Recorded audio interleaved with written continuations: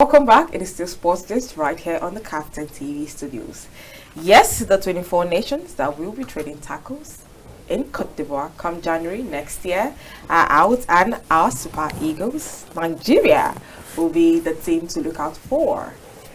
Well, I have two amazing gentlemen with me on the show today. I have a newbie with us today. He's none other than Felix, aka Paje. Good afternoon and welcome. Good afternoon. Thank you so much. Thank you for having me. Thank you for being here. I also have our very own Kayode, aka Laugh Dr. Laugh.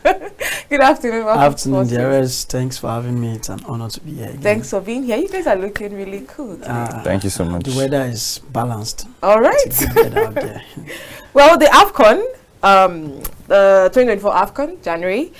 What are your expectations for Nigeria? We've won it 3 times, and I'm sure everyone, expect Nigeria to have more than 3 titles to their name, owing to the fact that we are the giants of Africa. But that has not been the case since we last won it in 2013 under the leadership of the late Stephen Keshi. So, any expectations for next year's Afcon? Let me say, as a citizen of Nigeria, definitely we should have an expectation for Nigeria. But personally, yes, I do.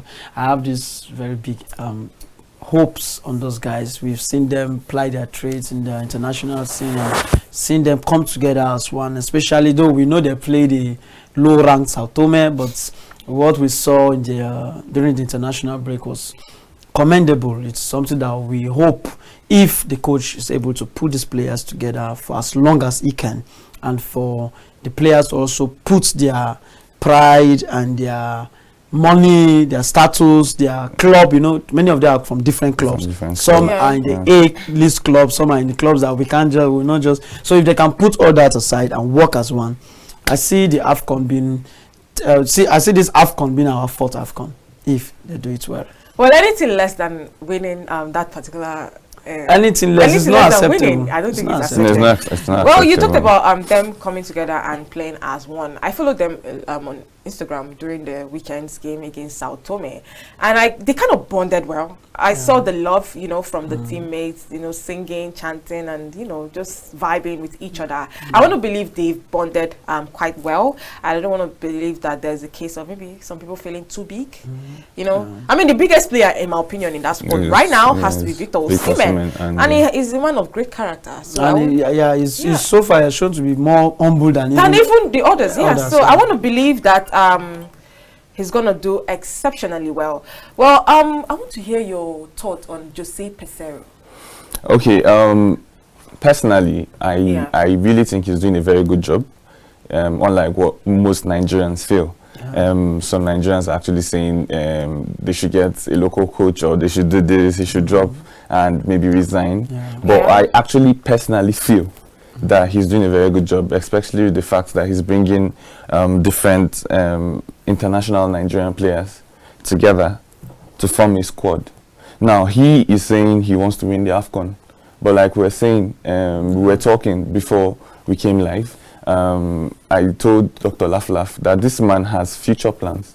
He's building a squad that nobody will want to play against in the World Cup. Really? Yes. Okay, now, recently, I saw something on Twitter that they were blasting him that we had a dead tie rubber game, and then he brought international players, and that he was not supposed to. He was supposed to use people in the home base, the MPFL league. Now, personally, I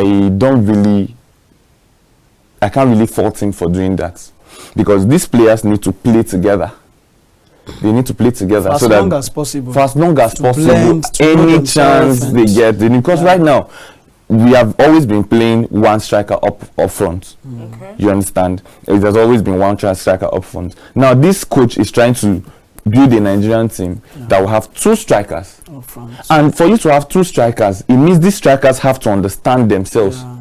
You get? It means when, for example, Osimhen is faced with scoring a goal, and he sees Victor Boniface free beside him, he needs to know that, have this synergy and this fusion to pass to Victor Boniface, you get? And that can only happen when they play for a very long time. so that they can understand themselves. Even with Awuni, I loved if you watched the match against the last game against Sao Tome. Look at the way they bonded. Awuni, Boniface, they were virtually everywhere. Well, Awuni had a chance to score, but he saw Chukwueze on the wing and he passed to Chukwueze. If he did not pass, Chukwueze wouldn't have gotten that goal. And now, right now, if you see what the coach is doing, he's humbling all the players. Chukwueze, I've always been this critic of Chukwueze. I come on social media and I talk about Chukwueze. He's not passing. When they Osimhen, that is supposed to be the only one. Even the last game, the last transfer game before this one, he did same. He was holding the ball as if he's supposed to be scoring. Osimhen that is supposed to be scoring. He's not the one giving you assist. Yes. He has scored this assist. He's not scoring. Like, it got me pissed. But now recently, like the last match they played, I noticed he has been different, like of recent. He's been more disciplined. He's been passing more. He even got an assist that day. So I think the coach is doing a whole lot, and I think we should give him time. The NFF should give him time so he can, balance and complete what he has started. Well, since taking up the job, 2022, well, we've not really had it so good with Jose Peseiro. We didn't even qualify for the World Cup. We crashed out of the round of 16. He was not the one that took us to the qualifiers. It was Austin Eguavon. Okay. Austin Eguavon took up that job after we crashed out of the World Cup. And Jose Peseiro, like right now in the last 2 decades, he's the only coach that has had the Super Eagles score over 10 goals in a single match. 10 unreplied goals. Okay, so we scored plenty goals against Sao Tome. Well, it's Sao Tome. I mean, I'm sure nobody even knows that. Personally, I feel our coach, just as Paji pointed out, our coach or our coaches, the Nigerian Football Federation should learn to keep coaches. Why am I saying this? The more you change this coach, every coach has his tactics. No, every coach has his way of. Let me cut you short there. Speaking of learning to keep coaches, now the Super Falcons coach, Randy Waldrum, has been sacked. Just a month after the World Cup. I don't know. So why? No, that's why I feel programs like this, I just really wish and pray that it gets to the people in the helm of affairs when it comes to the Nigerian Football Federation, because these men need to learn to keep these coaches. These coaches must have unison. They must have this unity between them, even as coaches, and the players. When the player trusts the coach, even okay, let's use the club setting for example. When we've been following Eric Ten Hag for a while, because of the issue he's been having with some of his players. We'll be following someone like Arteta. We follow someone like Guardiola. You see Guardiola sometimes will raise his voice, or we see him talking to Alan even after scoring 2 goals. There should be this. Permit me to use the word. There should be this love between a coach and a player. If he understands his player, he knows when a player is doing wrong. Even from most of these players, their mental issues sometimes can affect them on the field. Yes. If a coach is not close to them, that's what's happening to Richarlison right so now.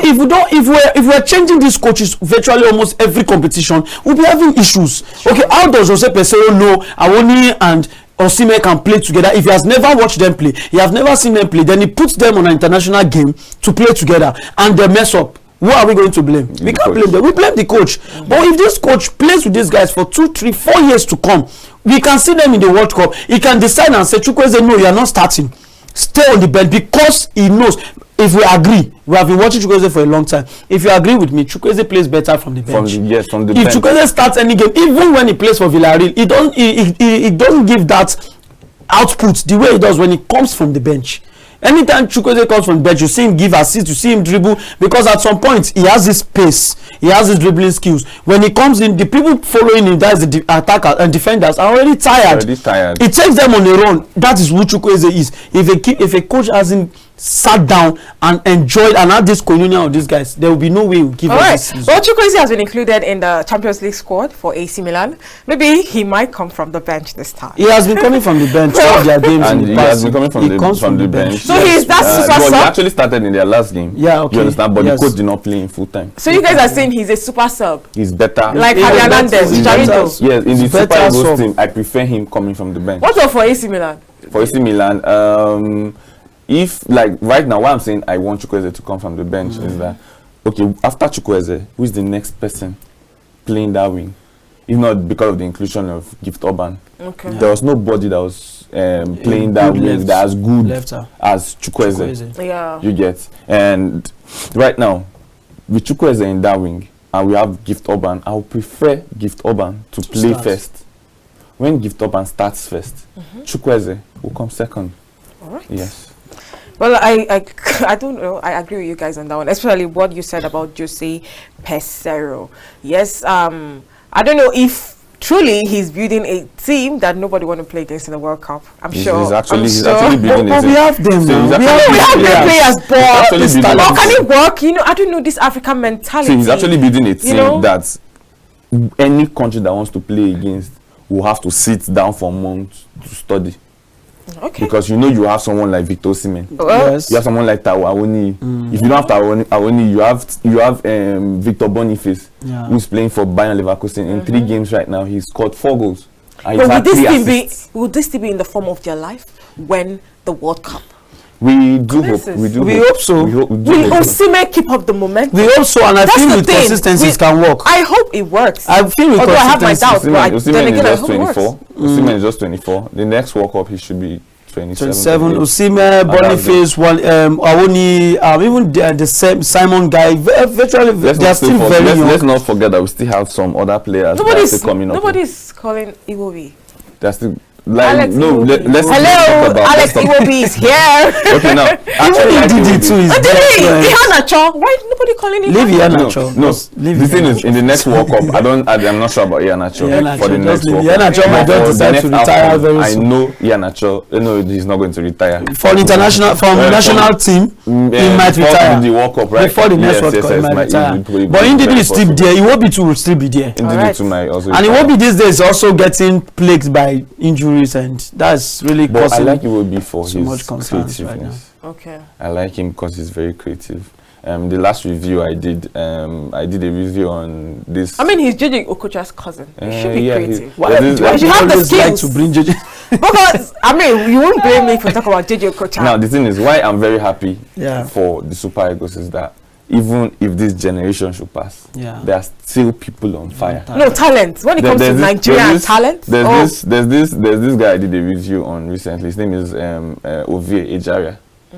He's a midfielder that is very super talented. Yeah. Just imagine having JJ Okocha, Paul Pogba, and someone like Paul Scholes in one person. Player.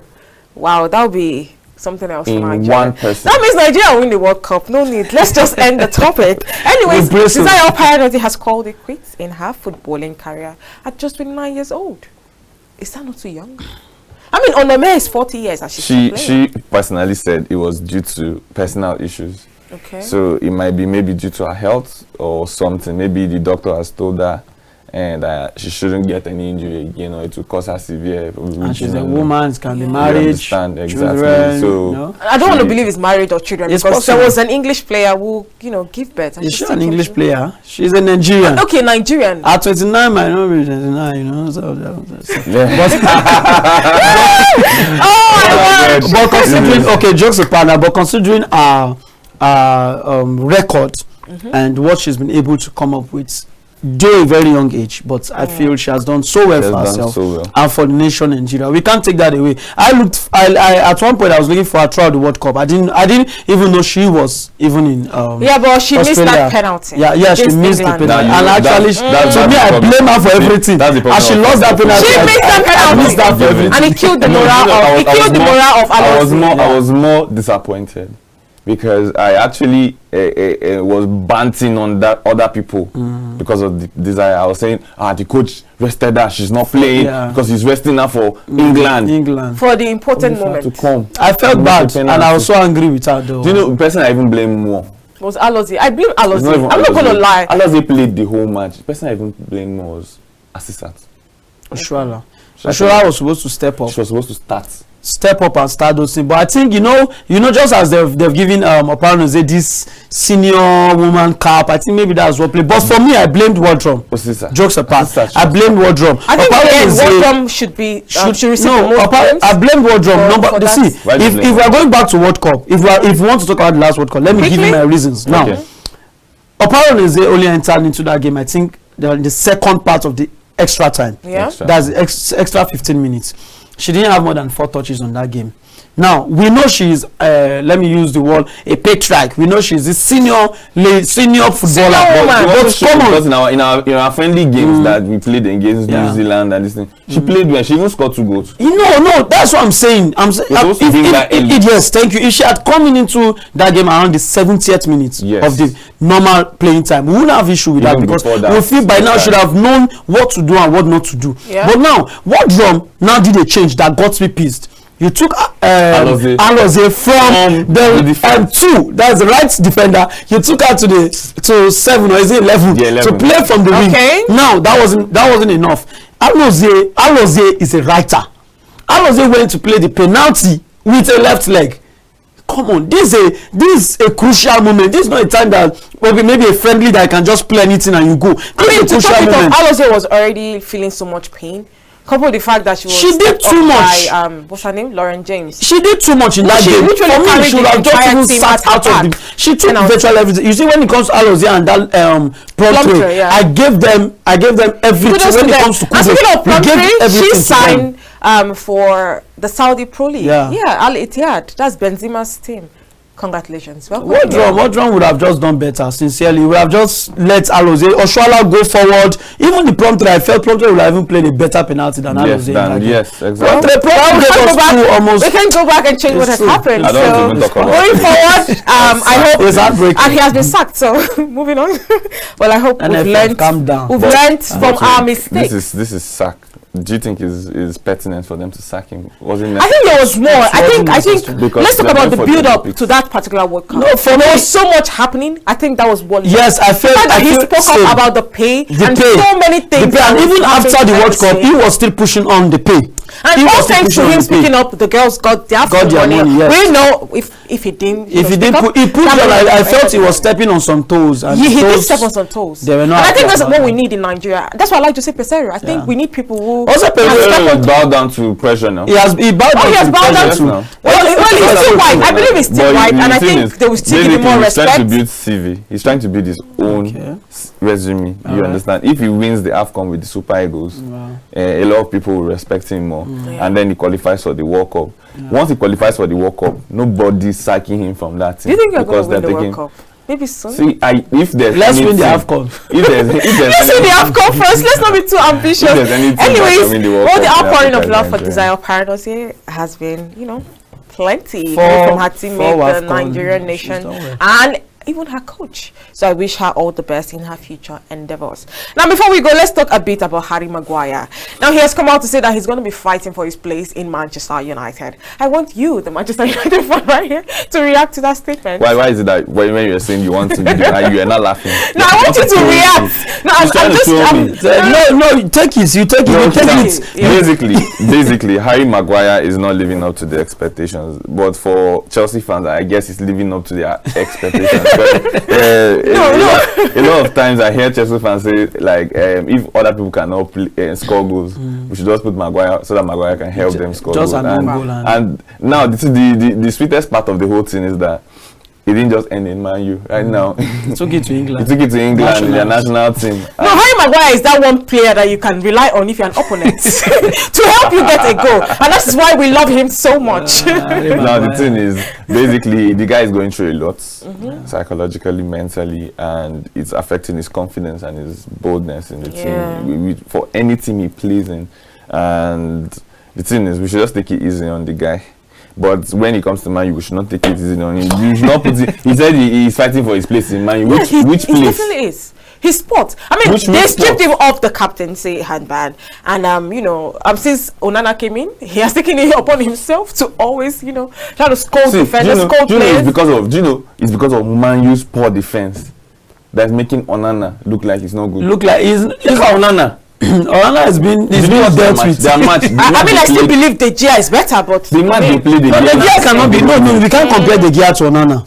De Gea had this time. De Gea was phenomenal during his time, but Onana is also good. But your defense, come on, Man U, what's going on? Man United has Amrabat now, so I hope he can fix it. Amrabat's fixing it. You had Martinez, you had Wan-Bissaka, you have Linda. Is it Lindelof or what is that his name? Before he also is it left or got an injury now too? I don't know. You guys have everything for as far as I'm concerned. Man U, sorry, I'm talking to Chelsea now. Man U has everything. Personally, I just feel the coach needs to build more confidence in those guys and let them understand that, man, this game is your game.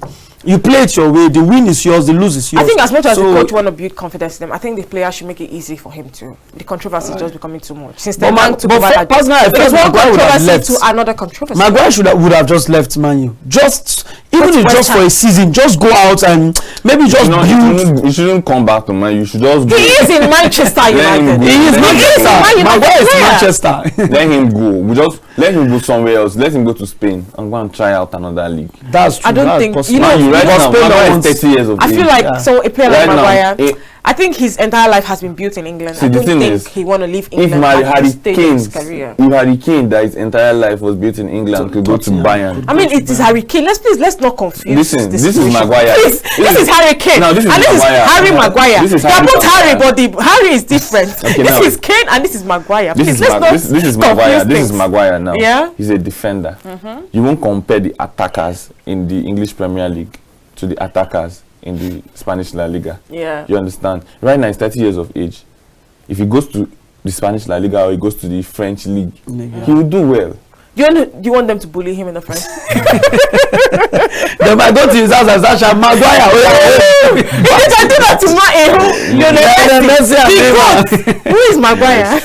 It's possible. He's still in England. I feel like he could have just gone to a lesser team in England. A lesser team. Yeah, the lesser team in England. Do something and maybe build confidence there. You know, some players, they might be so great playing for Aston Villa or Leicester City, but when they come to United, their form drops. Yeah. And that's because they are just great players, but they are meant for E.g. Caicedo. Do you want to talk about Chelsea today? Caicedo went to Chelsea and he started playing like the Ndidi that we knew in this season. Like he's now more like just take the ball. He released the ball as soon as let's not forget that Caicedo sign for that kind of money. Let me just make something clear to you guys. I know that people are confused as to why Moises Caicedo is not doing so well. We are not confused. Let me just explain it to you. Moises Caicedo came to Chelsea to help his family get out of poverty. Now he has done that. Not to help Chelsea. Chelsea can fight for their life. Right now, we're talking about price. Come on, Declan Rice has picked up and Declan Rice virtually and they play the same. Okay, so before we go, guys, I want you to tell me who the best signing this summer was. So far, in every league. All the league. Just name. Okay, each league. Just name one player. Okay. In the Spanish league, the best signing was Jude Bellingham. Obviously, I want to hear you. Jude Bellingham, of course. Who is there? Jude Bellingham is just there. Okay, so we'll agree that in England it is Declan Rice. Well, thank you so much, guys, for being on the show with me. That's what you can take. Thank you, Felix and Kayode. Thank you very much. Well, let's do this again. Same time, same station tomorrow. I remain Dearest Mba. Do have a wonderful day.